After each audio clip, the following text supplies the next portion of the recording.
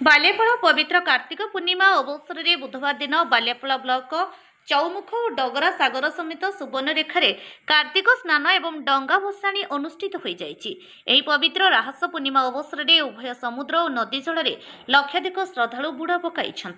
पवित्र पंचुक व्रत सकाशे गत 5 दिन प्रबल जनगहली लगी रही।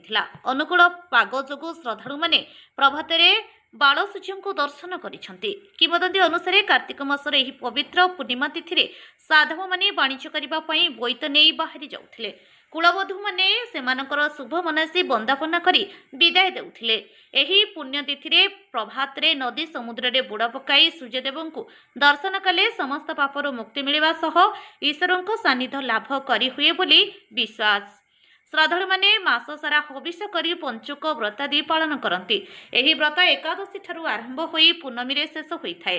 व्रतर शेष दिन भक्त माने बाली रे बालुका स्थापन करी हरिनाम संकीर्तन करी पूजा करी डंगा भसाणी करिथांती।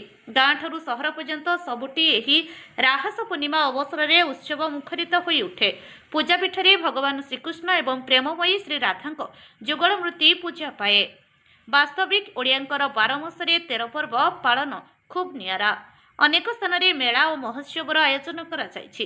मीना बजार सांगकु नागर दोली आदि बसिछि। मेला अवसर रे सभा कलाकार नृत्य शिल्पी समावेश सांस्कृतिक कार्यक्रम मेलोडी यात्रा आदि आयोजन करा जायछि। आज आज कार्तिक स्नान पूर्णिमा आज नदीर बुड़ पकाई गंगार आसीलु। तेणु आम बुड़ पकेलु पूजा कलु बालुका थापिलु स्नान कलु। तेणु आज डंगा भसाई नदी पाखक आसी। डंगा भसाई कौन कहे आ का माँ बुई वर्षक मासक सारा धर्म मोर पान गुआ तोर। धन्यवाद। श्री रवींद्र कुमार जेना। आज हूँ कार्तिक मासर पवित्र पूर्णमी तिथि।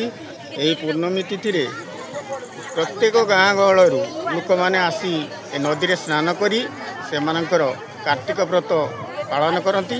एवं ये कार्तिक व्रत हूँ 12 मासर सबुठु श्रेष्ठ मास कार्तिक मास। यही कार्तिक मासरे प्रभु श्रीकृष्ण एवं राधाकृष्णंकर भसाणी कार्य पालन करा जाए।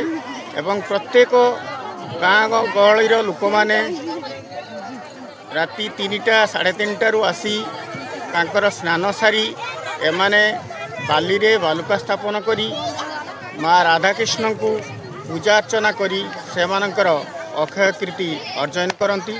एवं यह जुगे जुगे साधव पुओ पाखरु पुरातन कालरू जदि आम कहवा ताहले साधव पुओ माने बणिक कारबार करने जिते बोईत बंदाण कर जाऊे से साधव बोहू माने सेमाने तांकर बोईत को बंदाण करी कार्तिक पूर्णिमा पालन करी सेमाने तांको विदाय दौथिले। सेही दिन ठारू प्रत्येक गाँ गंडारे सहरांचल यही कार्तिक व्रत पालन करा जाए। एटा हूँ 12 वर्षकर सबुठु श्रेष्ठ मास कार्तिक मास। यही कार्तिक मासरे समस्ते निरामिष पालन करी कार्तिक व्रत पालन करी 5 दिन धरी पंचुक व्रत पालन करती। पंचुकर अर्थ 5 दिन। यही 5 दिन शेष दिन रे आज हूँ कार्तिक पूर्णिमा। यही कार्तिक पूर्णिमा हूँ आमर सार श्रेष्ठ। बालेफल कविता गिरी रिपोर्ट अपराह्न लाइव।